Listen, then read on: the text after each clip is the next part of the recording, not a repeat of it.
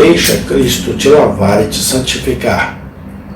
Parte 16, dia 25 de junho de 2026. 4. Pois afastar-se de Cristo é unir-se a Ele, crendo nele até que alguém se torne limpo e apto para Cristo.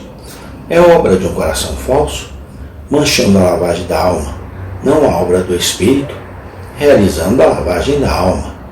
Pois é obra do Espírito colocar a alma impura na pia, unindo-a a Cristo, para que seja purificada.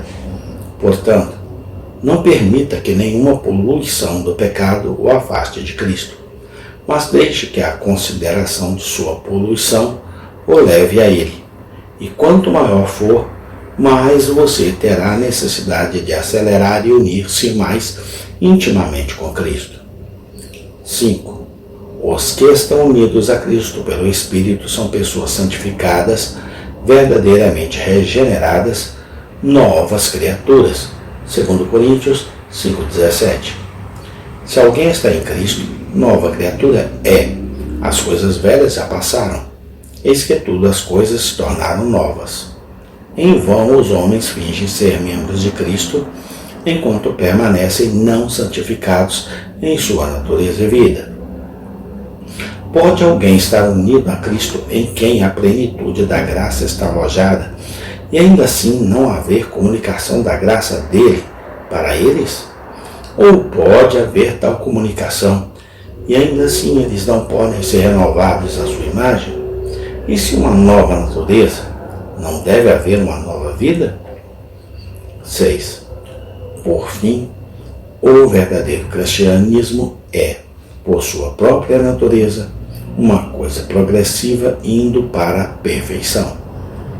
Por isso, diz o apóstolo, Filipenses 3,12, não como se eu já tivesse alcançado ou já fosse perfeito. É um sinal muito sombrio, onde uma pessoa que, como pensa, abraçou a Cristo para a salvação e assim se segurou para a eternidade.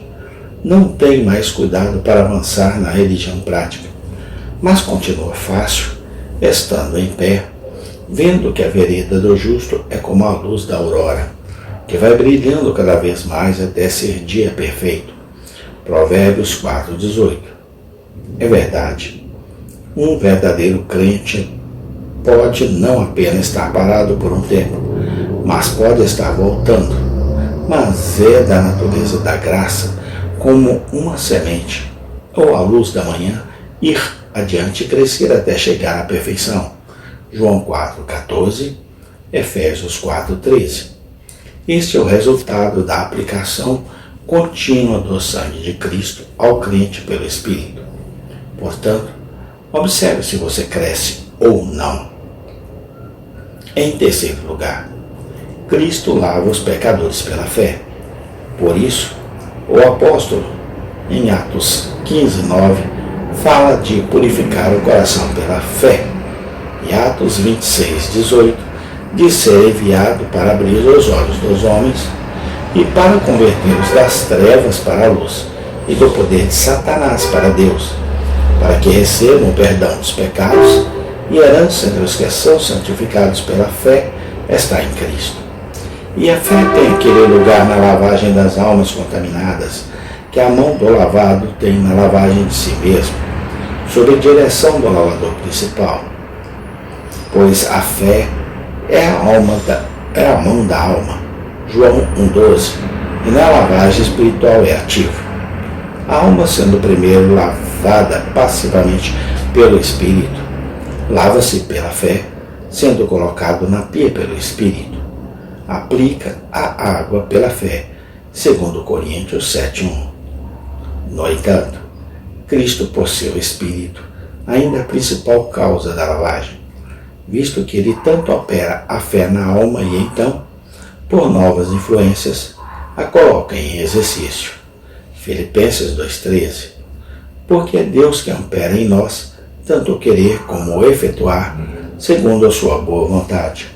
E assim a fé é a causa instrumental de nossa purificação do pecado. Atos 15:9. Agora, é a eficácia da fé na lavagem da alma está nestas coisas seguintes sob essas duas cabeças. É o olho da alma nesse assunto, e por isso uma causa impulsiva que move o pecador a lavar seu pecado. Gálatas 2,16.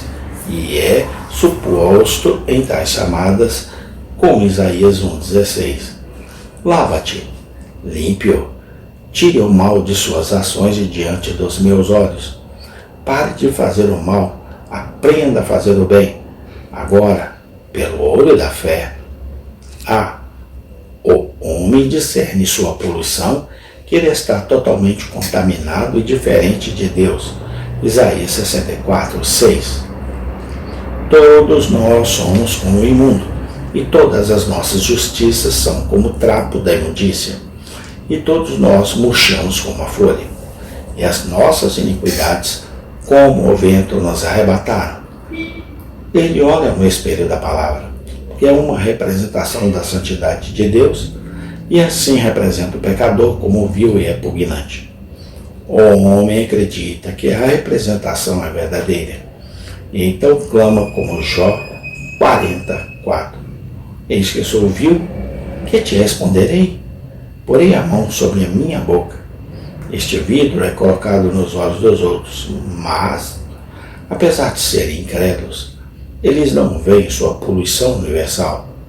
Mas assim o crente vê a necessidade de se lavar. B. Em segundo lugar, ele discerne a profundidade da mancha que não pode ser lavada por nenhum ser humano. A fé traz, a partir do testemunho da palavra, esse relatório na alma. Jeremias 2:22. Pois ainda que você os lave com salitre e tome muito sabão, ainda assim a sua iniquidade está marcada diante de mim, diz o Senhor Deus. Os incrédulos são arruinados em sua poluição por falta disso.